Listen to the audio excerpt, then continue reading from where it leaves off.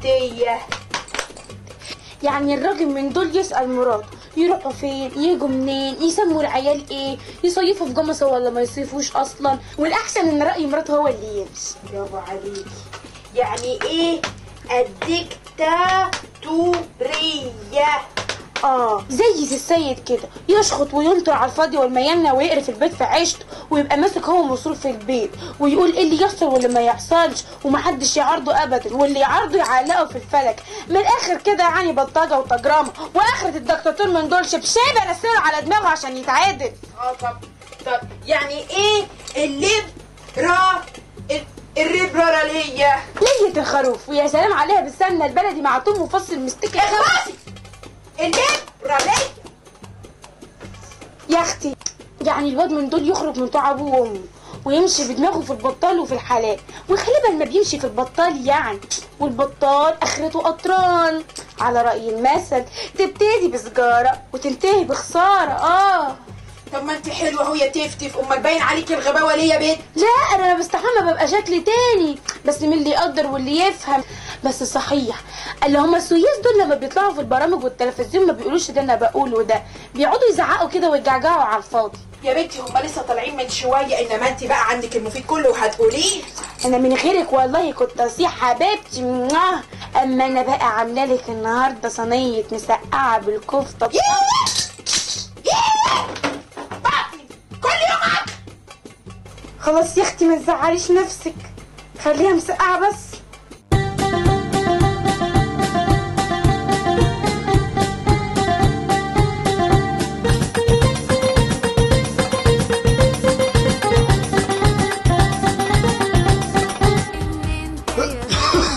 اول انطلاقه روعه لنادي الزمالك ناحيه يمين، عرضيه جميله من عبرات القارات، يطلع شادي محمد. برافو يا شادي. جميله لابو تريكه صانع العاب ماهر، عرضيه خطيره وهوب. امك مش مريحاني اليومين دول يلا يا جعفر. يكفي ايه مالك؟ انا بكلمك كلمني يابا يا امي من امتى كانت ورايحه حد؟ ما انا عايش معاكم وعارف اللي فيها. لا بس اليومين دول في حاجه غريبه، والولايه القرشانه اللي اسمها فهينه دي عماله تقوم حواليها كده وبقوا ملزوقين في بعض. يابا انت زعلان في دماغك، ايه الجديد في كلامك؟ ها مفيش اي سسبنس يعني؟ مفيش يالا سسبنس يالا، مش قايل لك ما تلعبش في حاجه حد يالا؟ اديك طيرت الحجرين من دماغي. حجرين يابا، شيشه فاضيه يا ابني وانا مبطل يا ابني من اجل منزل سعيد وغرفه نظيفه ودائره بيضاء. وبعدين خلينا في امك عماله تجيب في هدوم على الفاضي وعلى المليان، والكتب مرميه في كل حته والشقه مقلوبه. يابا وهي من امتى الشقه كانت معدوله اصلا؟ يابا الشقه دي لو اتعدلت نموت بسرعه. طب انا هقول لك حاجه بقى ما ينفعش اقولها لك. امك عماله تقلدني في الفلوس ومش عارف بتوديها فين. بص يابا انت مكبر الموضوع قوي. امي بتقلبك في فلوس من زمن الزمن. انت كنت تعرف؟ وبعدين يابا يعني هي دي فلوس اللي بتقلبها منك دي يابا؟ يلا البعيد غبي يلا افهم.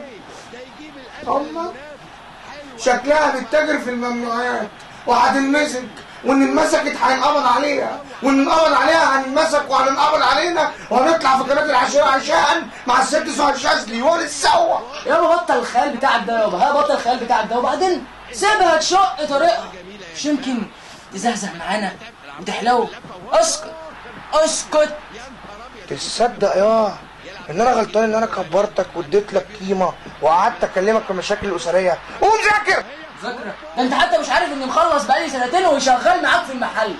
يابا بطل خيالات دي. قوم يابا اشوف اكل عيشك، يكفي يلا واد ابن ابوي قول خيالاتك في وسط الشقه. قوم يلا شوف مذاكرتك، روح يلا سطر. ربنا يهديك يا تفيد يا رب ويهدي سرك ويخفش بالكرشانه التانيه دي ارض. انا النهارده ما عنديش اسئله بس عندي توضيح. هو ده الدكتاتور اللي هياخد بالشبشب عشان محدش يفهمني غلط. يعني الواحد من دول يسأل مراته يروحوا فين ويجوا منين ويسافروا جنسة ولا ما يسافروش، وكان احسن من غير مراته هو اللي يمشي. وعايز واحد ايه؟ وعايز واحد ايه؟ على الله نحسه بقيمة الفرصة. كله يفوق انا جاية زي ما ترسق يسوي كنت شعاري وفكري. على الله نحسه بقيمة الفرصة. بشرى سعيدة الكل مبوس، كلها كام شهر